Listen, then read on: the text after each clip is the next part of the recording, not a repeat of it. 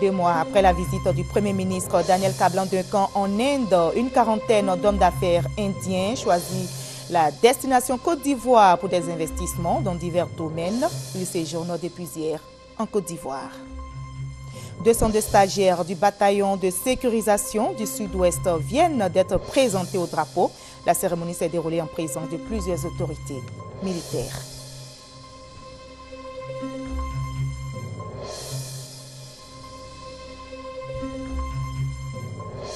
Et on ira en Guinée où une épidémie de méningite sévit depuis le mois de janvier. Des centaines de cas ont été recensés dans plusieurs préfectures selon le ministère de la Santé en Guinée. Bonjour à tous, merci de choisir le journal de RTI 1 pour vous informer. La mission commence à payer déjà. 2 mois après la visite du Premier ministre Daniel Kablan-Duncan en Inde, une quarantaine d'hommes d'affaires indiens choisit la destination Côte d'Ivoire pour des investissements. Ils l'ont eux-mêmes annoncé hier, c'est-à-dire ces hommes d'affaires, à leur arrivée à l'aéroport de Port-Boué d'Abidjan. Nous sommes venus découvrir la Côte d'Ivoire et voir les opportunités d'affaires. Le compte rendu d'Herman Niamien. C'est une délégation forte d'une cinquantaine d'hommes d'affaires indiens qui a foulé le sol ivoirien ce dimanche 5 mai. Cette délégation, composée de plusieurs représentants de grandes firmes indiennes, entend découvrir la Côte d'Ivoire, porte d'entrée d'un marché sous-régional de plus de 300 millions de consommateurs, comprendre ce marché et ainsi se positionner stratégiquement. We are here because Your Highness, Mr. Duncan, Prime Minister of this country, came to India. Son Excellence, Monsieur Daniel Kablan-Duncan, était en Inde il y a quelques mois. Ils ont été effectivement séduits par le discours du Premier ministre et ils sont venus pour découvrir la Côte d'Ivoire et voir les opportunités d'affaires. Ils sont intéressés par beaucoup de secteurs tels que l'agriculture, la riziculture, les TIC, les infrastructures économiques, le secteur informatique et beaucoup d'autres secteurs. Les relations bilatérales entre la Côte d'Ivoire et l'Inde se portent bien, si bien que plusieurs entreprises indiennes intervenant dans divers secteurs d'activité, notamment le secteur agricole et les technologies de l'information, sont déjà présentes en Côte d'Ivoire. Ces relations bilatérales devraient se renforcer davantage avec les différentes rencontres entre autorités ivoiriennes, organisations professionnelles d'entreprises, hommes d'affaires ivoiriens et la délégation indienne comme prévu dans l'agenda de cette visite.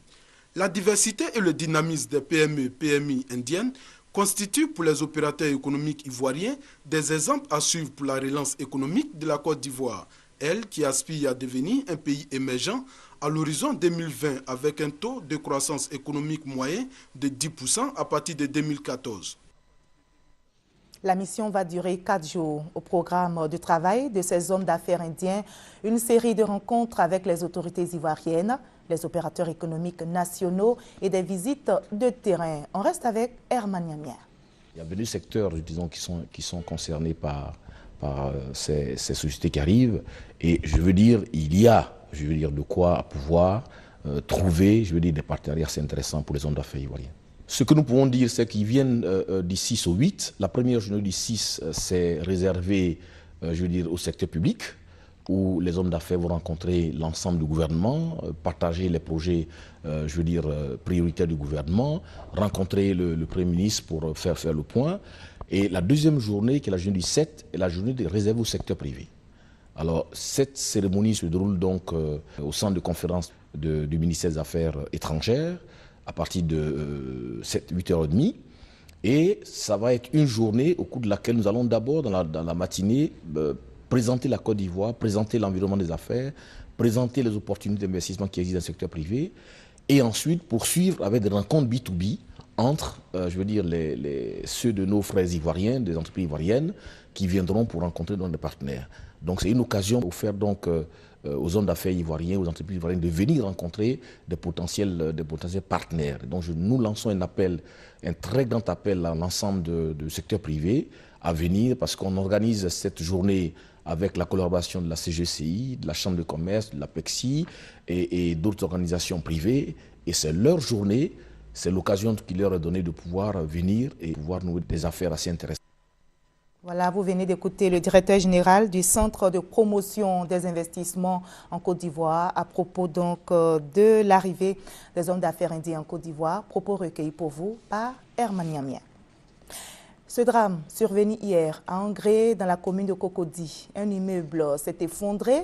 Selon les sapeurs-pompiers trouvés sur place, 20 ouvriers travaillaient sur le chantier. 4 ont été retrouvés. Les 16 autres sont encore retenus sous les décombres. Les secours s'activent pour les retirer.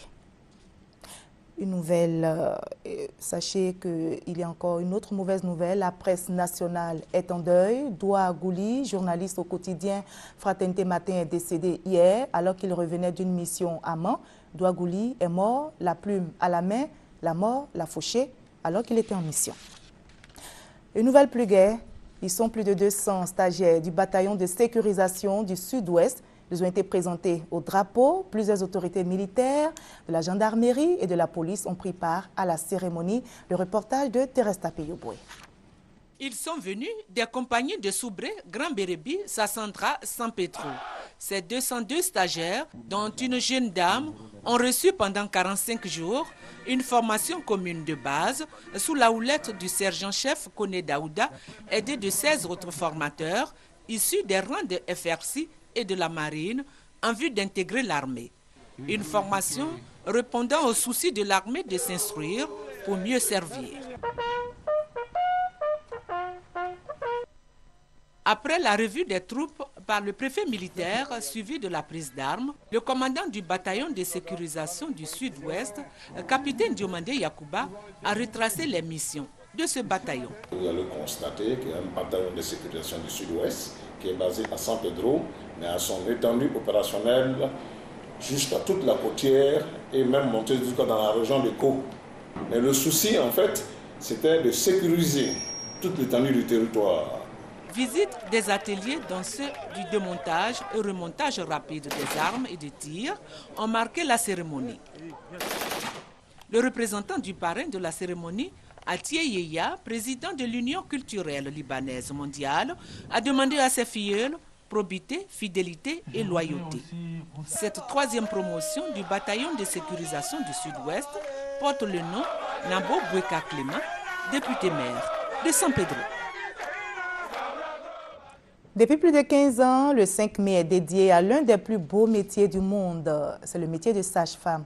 La Côte d'Ivoire, à l'instar des autres pays, a célébré hier la Journée internationale de la sage-femme. Et c'est la ville de Bouaké qui a abrité les festivités, occasion de découvrir ce métier de donneuse de vie. Le reportage sur place d'Ami Sissoko, commenté par Diarasouba Larsen. À l'instar des sages-femmes du monde entier, les sages-femmes de Côte d'Ivoire ont célébré la Journée internationale de la sage-femme. Et c'est Bouaké qui a abrité la cérémonie de cette 8e journée pour notre pays en présence des autorités administratives et coutumières. Cette journée est l'occasion de rendre hommage aux sages-femmes en les sensibilisant à une prise de conscience plus élevée dans l'exercice de leurs fonctions, surtout en les récompensant pour leur dû labeur en faveur de la réduction de la mortalité maternelle, néonatale et infantile. Ainsi, à travers différentes manifestations, les sages-femmes attirent l'attention sur leur statut professionnel, leurs prestations et leurs préoccupations. Quand un système de santé fonctionne bien, c'est qu'il peut servir efficacement la population. Nous tournons vers les décideurs ivoiriens afin qu'ils investissent davantage dans notre profession pour espérer des soins de qualité rendu par le personnel soignant. Le 5 mai est aussi une opportunité pour sensibiliser la société au thème de la santé reproductive. Chez les filles scolarisées, la maîtrise de la fécondité permet d'obtenir une population active, plus importante que la population dépendante, ce qui constitue un facteur de croissance économique et un atout certain pour des pays africains qui aspirent légitimement à devenir émergents dans les prochaines années. Sage-femme et planification familiale dans la réduction de la mortalité maternelle, néonatale et infantile. C'est le sous-thème retenu par nos sages-femmes. Instituée depuis 1990 au Japon, la Journée internationale de la sage-femme a été célébrée pour la première fois le 5 mai 1991. Une visite de stand a mis fin à cette cérémonie. Direction Guiglo, où le ministre de l'Agriculture, Mamadou Koulibaly Sangafoua, a visité 60 hectares de bas-fonds aménagés dans le cadre du projet d'adaptation au changement climatique. Plus de détails avec Noël Niagno. Guiglo, la capitale de la région du Cavali. Nous sommes dans le sud-ouest de la Côte d'Ivoire, à environ 600 km d'Abidjan. Ici, sont aménagés des bas-fonds d'une superficie totale de 60 hectares pour un coût de 90 millions de francs CFA financés par la GIZ. Singularité de ces bas-fonds aménagés, le faible coût de réalisation et la maîtrise de l'eau. Au lieu d'avoir un cycle de pluie où il y a un problème de sécheresse qui va faire qu'on doit 1 tonne, 2 tonnes, là on maîtrise l'eau pendant la saison pluvieuse et qui fait qu'on peut avoir 5 tonnes à l'hectare et on peut intensifier en mettant des engrais, des pesticides. Les riziculteurs bénéficiaires sont heureux mais préoccupés par une chose essentielle, le renforcement de leurs capacités. Ils ont fait l'aménagement, certes, c'est vrai, mais avec l'habitude traditionnelle, c'est pas sûr qu'on puisse atteindre un certain niveau. Il faut appliquer vraiment les itinéraires techniques. Pour appliquer les itinéraires techniques, il va falloir former les producteurs, non seulement aux itinéraires techniques, à la vie associative. Une préoccupation prise en compte par la GIZ. Nous lançons des formations systématiquement à tous nos promoteurs dans le champ de l'entrepreneuriat agricole. Parce que de plus en plus, les investissements dans la terre doivent être valorisés et ceci n'est pas une affaire de n'importe qui. Il faut avoir l'esprit d'un entrepreneur. Le ministre de l'Agriculture, Sangafoua Koulibaly, a fait le déplacement à Guiglo, plus précisément sur le site aménagé, pour se faire expliquer le projet et le réconcilier avec sa vision de la politique d'autosuffisance en riz. Mieux, il est venu avec 108 kits agricoles pour 151 riziculteurs. Il attend de 405 tonnes de riz, paddy, pour un gain de 40 millions de francs CFA. Le tout sanctionné par un message. Fondamentalement, nous avons les moyens de créer de la richesse, de faire réduire la pauvreté simplement. Nous avons besoin de paix. Parce que quand nous invitons les bailleurs de fonds à venir investir, ils sont soucieux de savoir si l'investissement peut être réalisé. Et le premier indicateur pour eux, c'est l'indice de sécurité. Ce projet baptisé PACCS, projet d'adaptation au changement climatique et stabilisation des bases de la vie de la population du Sud-Ouest, est aligné sur la stratégie nationale du riz. Il couvre la période 2012-2016 pour un coût d'environ 3 milliards de francs CFA financé par la coopération allemande à travers la GIZ. Et le ministre de l'Agriculture s'est aussi prononcé sur la question du foncier, source de conflit en zone forestière. Le ministre Mamadou Koulibaly Sangafoua a exhorté les populations à faire preuve de bonne foi dans l'exploitation de la loi de 98 sur le foncier. Noël Niagno, reportage. Monsieur le préfet, je vous invite à sensibiliser les populations pour qu'il soit mis fin aux transactions illégales sur les terres, ici à l'ouest. Vous avez dit conflit foncier, une onde de choc qui traverse régulièrement les régions forestières parce que riches de leur potentiel en exploitation agricole et singulièrement la région du Cavali. Mamadou Sangafoua Koulibaly, ministre de l'Agriculture, a prolongé la préoccupation du président de la République sur la question foncière. En attendant la nouvelle action législative, comme indiqué par le président Alassane Ouattara, le ministre de l'Agriculture est revenu sur les évolutions de la loi de 98. Donc la loi de 98 est venue pour reconnaître le droit coutumier. Et cette loi dit, la terre rurale, il y a une partie qu'on appelle le foncier rural coutumier. Et que de ce fait, si un chef traditionnel, un chef de terre ou un paysan dit qu'il est propriétaire selon le droit coutumier, la loi de 98 lui permet de consolider son droit. Une évolution malheureusement mal exploitée par les autochtones, allochtones et allogènes. Souvent ceux qui vendent et ceux qui achètent, ils le font de mauvaise foi. La mauvaise foi est souvent des deux côtés. Du côté de celui qui vend, parce que peut-être lui-même n'est pas sûr de la propriété qu'il exerce, mais aussi de celui qui achète, quoique étant pas sûr de la propriété de celui qui lui vend la terre. Et après, on nous lègue des conflits à gérer. Il faut mettre fin à cette pratique, a-t-il martelé devant le modeste public venu à la cérémonie de remise des kits agricoles et des clés de la direction régionale de l'agriculture réhabilitée par la GIZ en adoptant une démarche administrative cohérente. Venez voir le sous-préfet et de lui dire, moi, j'ai cette terre qui m'appartient. Et le préfet va réunir un comité villageois de gestion du foncier. Ils vont vérifier si ce que dit le propriétaire terrien est vrai.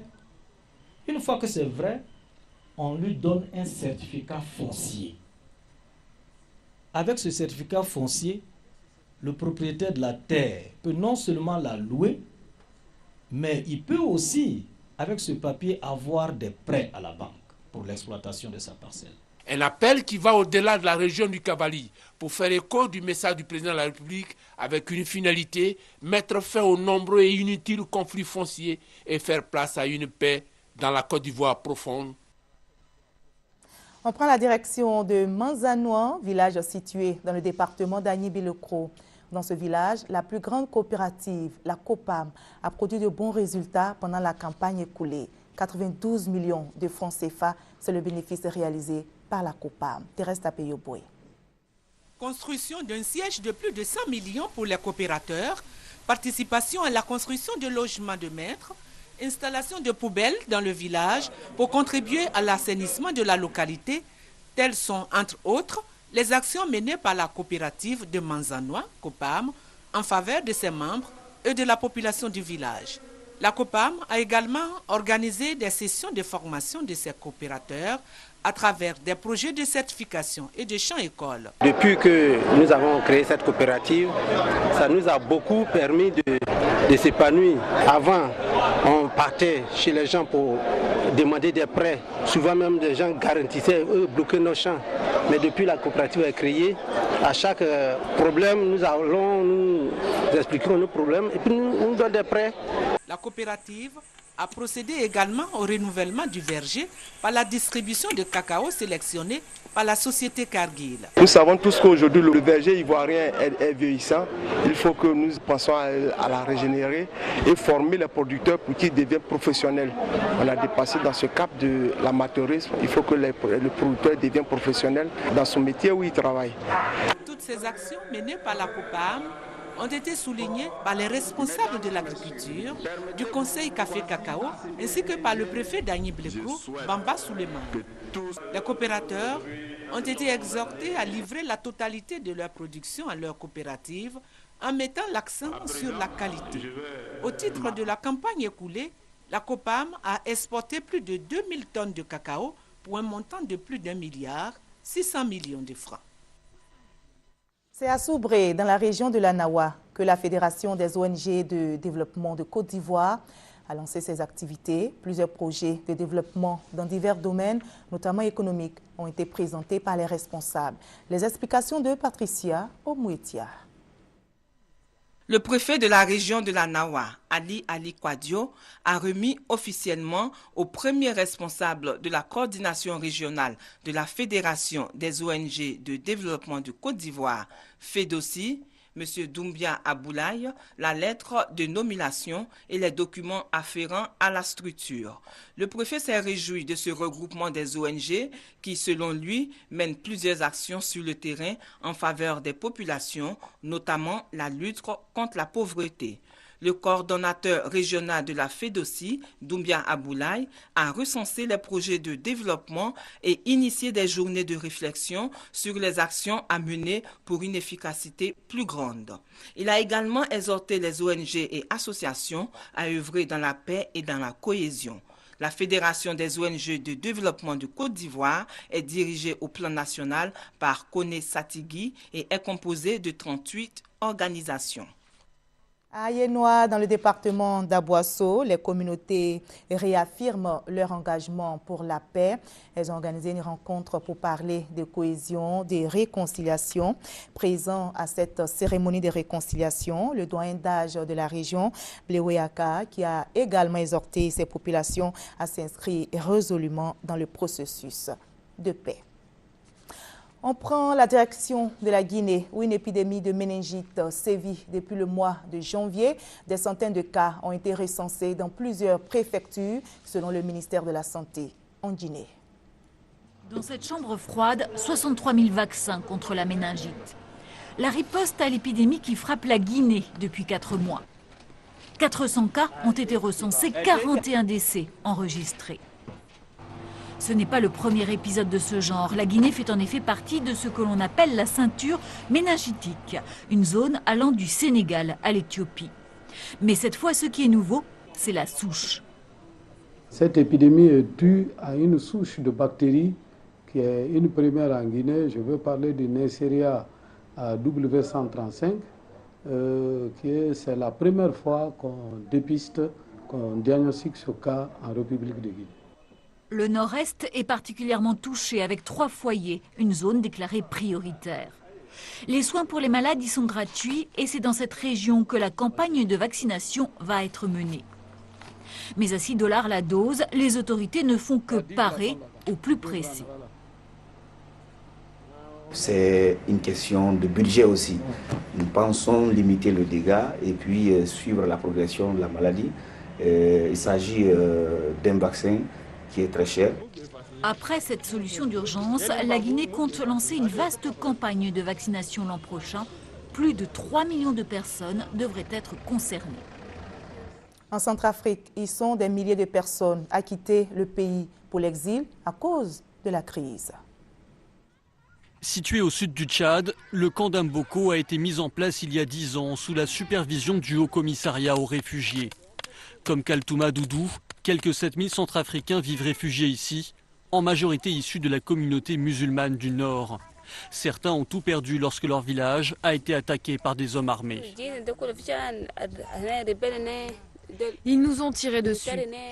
Nous avions très peur et on a décidé qu'on ne pourrait pas rester ici. Sinon, ils nous tueraient aussi.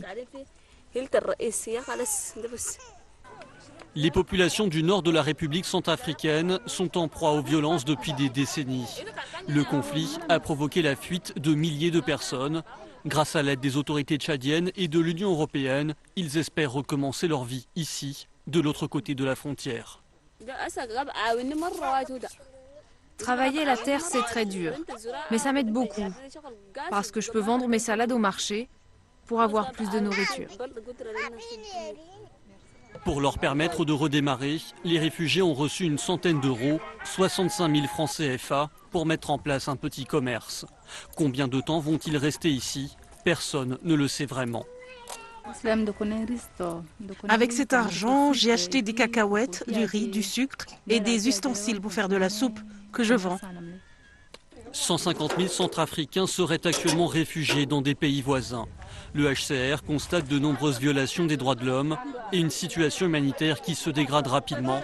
Il déconseille formellement aux populations de rentrer pour le moment. En Afrique du Sud, les ouvriers agricoles font l'objet de licenciements par les fermiers qui veulent réduire leur effectif, jugé pléthorique. La province du Cap-Oriental, le jardin fruitier de l'Afrique du Sud. À elle seule, elle fournit 60% des exportations agricoles. La région est surtout connue pour sa production de vin. Grosse pourvoyeuse de main-d'œuvre, la province du Cap-Oriental emploie environ 200 000 ouvriers agricoles, soit près d'un tiers du pays. Fin 2012, une grève secoue la région avec des affrontements violents faisant 2 morts. Les ouvriers agricoles réclament le doublement de leur salaire, équivalent à 6 € par jour. Ils obtiendront 50% d'augmentation, mais cette victoire a un goût amer. Allen Harris est fermier dans la région de Wellington depuis 12 ans. Selon lui, l'agriculture assurait auparavant des emplois aux personnes les moins qualifiées. Avec cette augmentation de salaire, ce sont ces ouvriers qui seront les premiers licenciés. Le personnel le moins bon, les travailleurs difficiles, les gens que l'on protégeait, ceux qui sont peu éduqués, qui sont les plus vulnérables physiquement et mentalement, les travailleurs les plus faibles vont être mis de côté. Parce que nous devons avoir une productivité maximale et nous allons choisir le meilleur personnel. Allen Harris explique que l'agriculture n'est pas rentable en Afrique du Sud. Il n'y a pas de subventions, pas de protection contre les importations plus compétitives. Et pour cette raison, les exploitations doivent être plus productives. Même son de cloche du côté du syndicat des fermiers. Maintenant que le coût de la main-d'œuvre non qualifiée est devenu plus cher que celui de la main-d'œuvre qualifiée, on va employer cette dernière. Moins de travail, plus de compétences et une plus grande productivité. Dans cette exploitation, les ouvriers ont déjà été menacés de dégraissage par leur patron. Pour réduire les coûts, il a cessé de leur payer le logement et l'électricité, comme il le faisait auparavant, car rien ne l'y oblige. Vous voyez, ça, c'est la facture d'électricité. Avant, c'était gratuit. Mais depuis la hausse des salaires, Le patron nous l'a fait payer. Vous voyez, ils sont obligés de cuisiner dehors quand ils ont peur du coût de l'électricité. Dans d'autres régions, l'augmentation du salaire minimum s'est traduite par des licenciements massifs d'ouvriers agricoles. Si cela ne s'est pas encore produit dans la région du Cap oriental, c'est que les vendanges vont bientôt commencer et que les patrons ont besoin de main-d'œuvre. À présent, le reste de l'actualité en Afrique, au pas de course, nous conduit aux Comores, en République démocratique du Congo, en Somalie. Mais commençons par le Maroc. Une marche blanche à Casablanca pour dire non à la pédophilie. Plusieurs milliers de Marocains ont défilé pour soutenir la petite William, 7 ans, violée et frappée avec une faucille par un voisin le 20 avril. Pour les organisateurs de la manifestation, il faut briser le silence et changer la loi. Aujourd'hui, nous avons besoin de criminaliser cet acte et puis de dire stop. Il y en a ras-le-bol, que les enfants soient agressés et que tout le monde se taise et que la loi ne change pas. On a un problème au Maroc, c'est qu'on a un mot qui s'appelle chouma, où il ne faut surtout pas en parler. C'est l'honneur de la famille, c'est l'honneur des amis, c'est tout ça, et c'est dangereux. C'est la vie de nos enfants. Il n'y a ni chouma, ni tabou, ni religion, ni rien. Le violeur présumé a d'abord été interné en hôpital psychiatrique avant d'être incarcéré sous la pression populaire.